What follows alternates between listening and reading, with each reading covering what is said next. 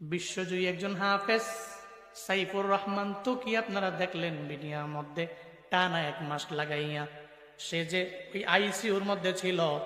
মরণের সাথে কেমন যেন পাঞ্জা লাগলো, এমন একটা হালাত, মরে